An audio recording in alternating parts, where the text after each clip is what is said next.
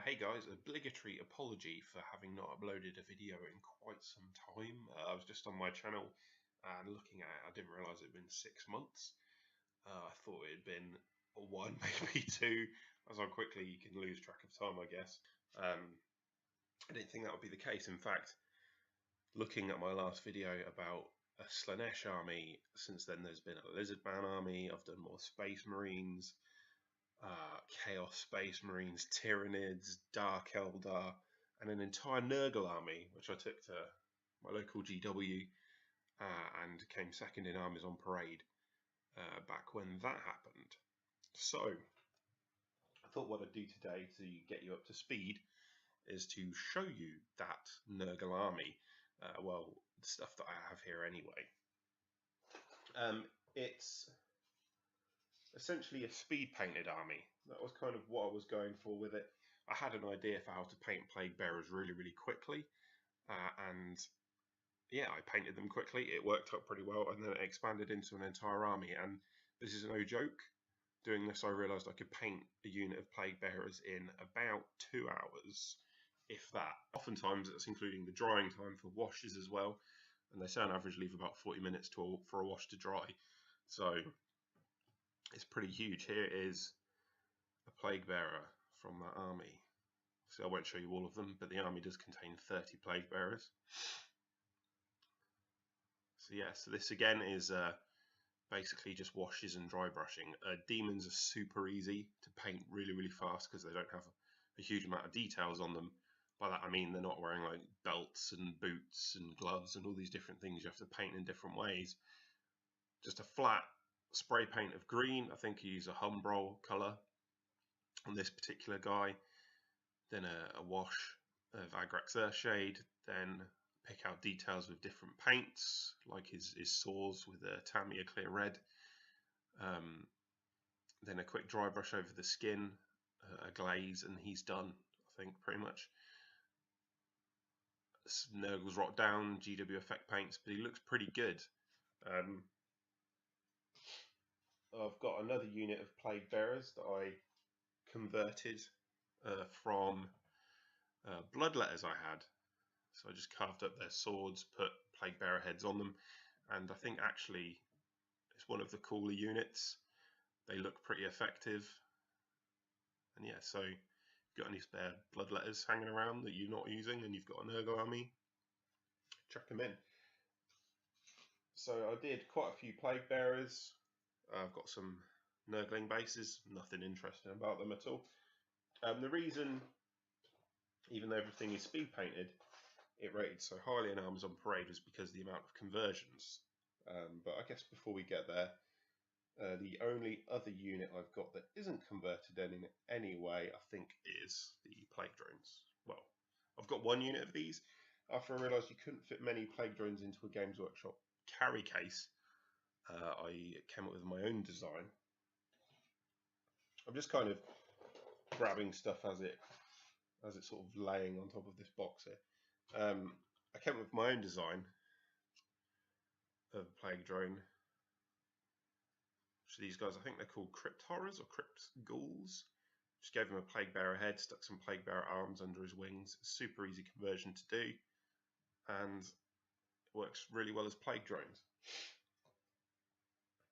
So there's those. I wanted some beasts of Nurgle in the army. I just didn't want to get the fine cast resin stuff, so I took some trolls and attached spare plague drone heads to them, and I thought that was a really cool conversion. I think I saw that on Google Images, someone had done that. What I will say is when you do these, often the trunk bit from the weird plague drone head is too long, so you have to chop it off, glue it on shorter. So I'll go a unit of those. There's so much down here. After that, there's some spawn. They're a little bit converted. There's like gene stealer bits in there. Not that interesting. Blight Kings as well. I've got one lot of the usual GW Blight Kings. They're not converted, but I spent a bit more time on their bases. What I've done is I've glued smaller base to the underside, and then sort of cut a hole in the top, so that enables you to do pulls in the base. So it's got a spawn coming out. This guy's got a zombie coming out of his base from a pool of goo. This one's just got a big pool of goo. He's standing on a little island.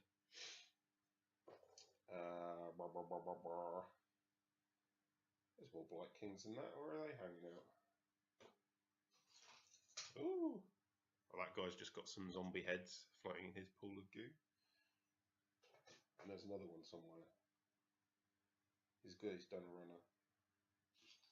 He has done a runner. Oh no, that one's got... it's my favourite, and one that people commented most on when looking at my army in Amazon Parade was this guy's little Nurgling pool party going on right by his feet there.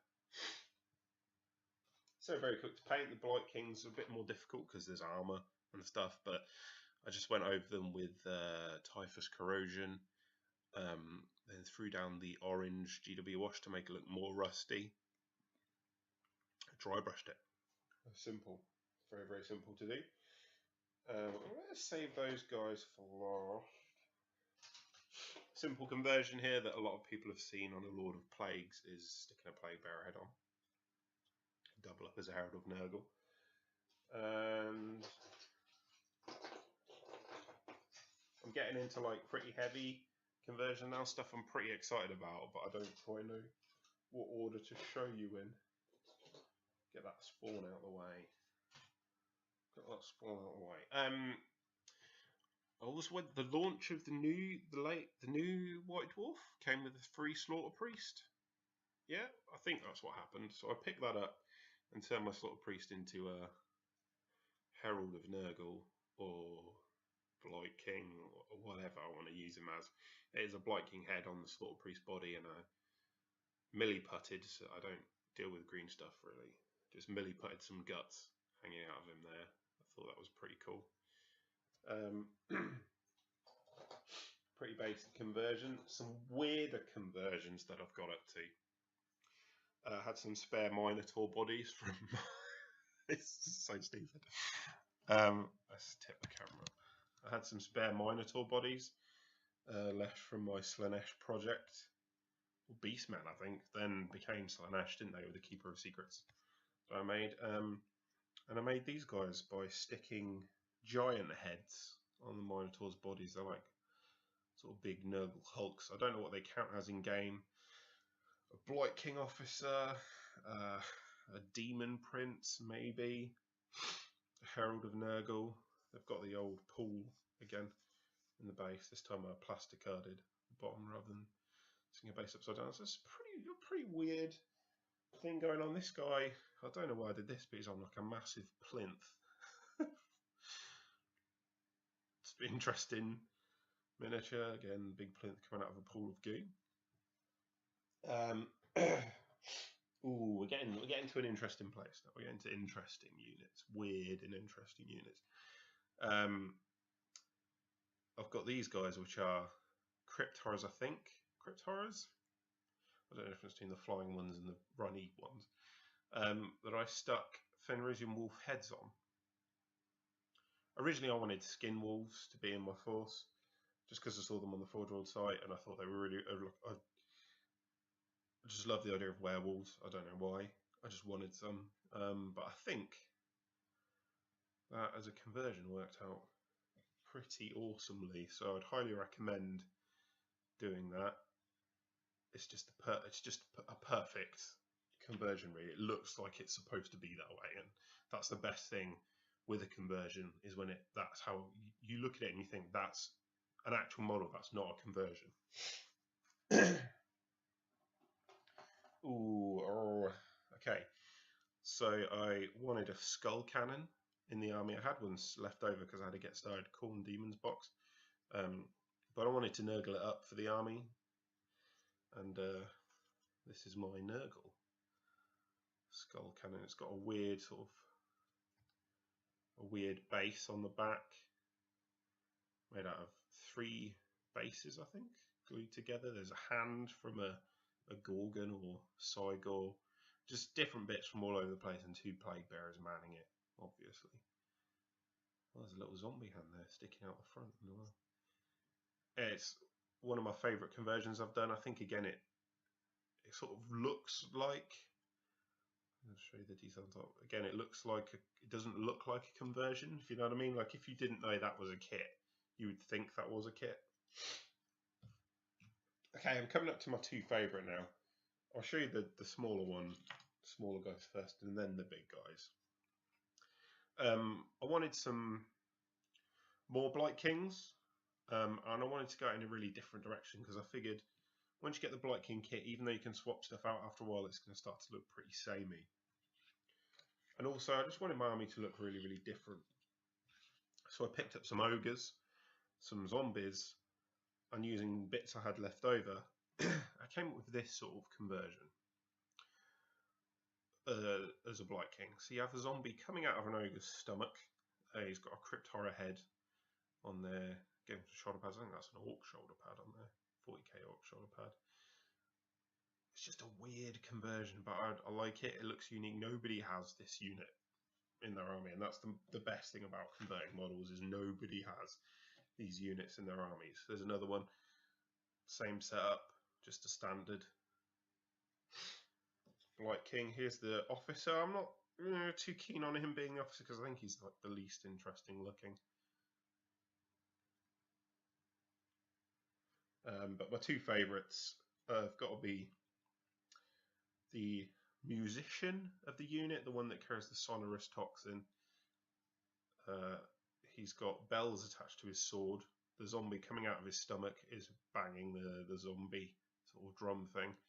And he's got a little zombie in a cage that he carries around who's pointing and probably shouting. So that's just such a cool conversion, such a weird thing as well. And the standard bearer, the only reason I really like the standard bearer is because I spent a lot of time doing freehand on the banner. So there's the standard bearer. It's your same setup again. The zombie coming out of his guts, but the banner there. I copied a John Blanche artwork for a Great Unclean One on his banner. So that's just that guy. Cool conversions. Now, I wanted a Great Unclean One, obviously. You need a Great Unclean One. GW kit at the moment is the old model. I haven't got anything against old models. I like old models quite a lot. I feel like a lot of the time the older models have more character. But I didn't want to spend loads of money to get a resin model. I have resin gives me the heebie-jeebies. So I picked up a Warhammer Giant and turned him into my Great Unclean One using various bits I had lying around. It also could double up as a Demon Prince. I mean, however you want to play it. And here he is. So he's got 3 arms because, you know, I don't know why. I just thought it looked cool. He's got one swinging over the big bit of stone, with him carrying like an axe made out of a skull, and even just his free hand. The biggest part of the conversion, as you can probably imagine, is his body, which is turned into this giant gaping maw full of teeth, and there's someone trying to escape from it. This was it's a pretty simple conversion to do if you've got milliput. You use green stuff a lot. Just glue the giant together.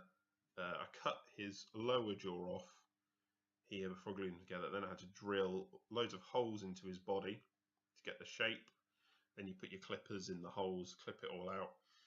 And then I just had to fill his body with a lot of milliput, actually, because he's essentially hollow. So I had to put a milliput right down into his legs to build up a base. And then, yeah, just sort of went from there. There he is, probably one of my favourite conversions I've done. I've done a second one of these now for the army, who's a giant clown. So from there, I'm currently working on a Rockbringer Sorcerer because I haven't got one of them.